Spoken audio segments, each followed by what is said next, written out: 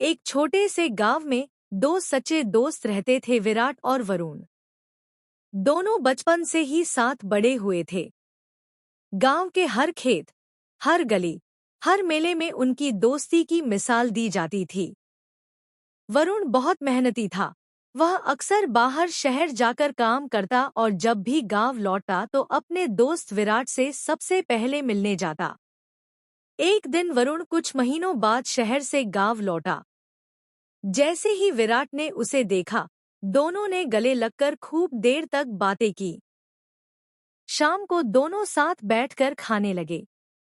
गांव की मिट्टी की खुशबू, माँ के हाथ का बना खाना और दोस्त का साथ, दोनों के चेहरे पर खुशी साफ झलक रही थी। अगले दिन उन्होंने सोचा कि अपने तीसरे दोस्त राघव को सरप्राइज दें। दोनों बाजार गए विराट भाई यहाँ से राघव के लिए तोहफा लेते हैं। यह बाजार साल में एक बार लगता है। और उसके लिए एक छोटा सा तोहफा खरीदा। गांव का बाजार बहुत चहल पहल से भरा था।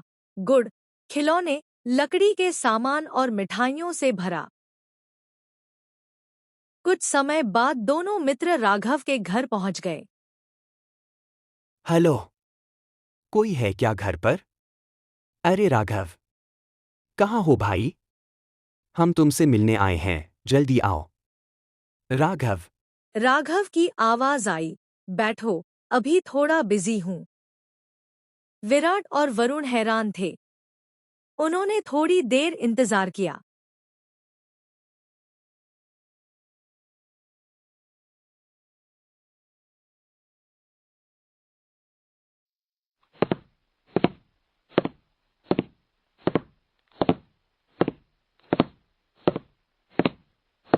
अरे तुम गरीबों को और कुछ काम नहीं है क्या?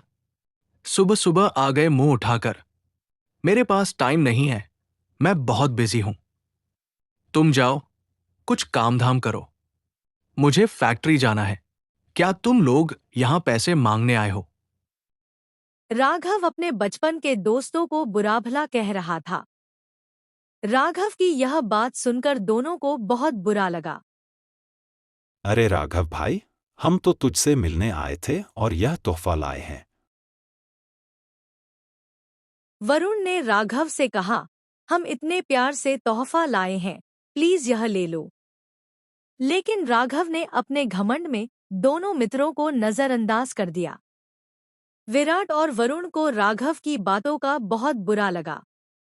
दोनों ने सोचा, अब हम दोनों मिलकर मेहनत से खेती करेंगे और खेती के बाद किसी जगह मजदूरी कर लेंगे।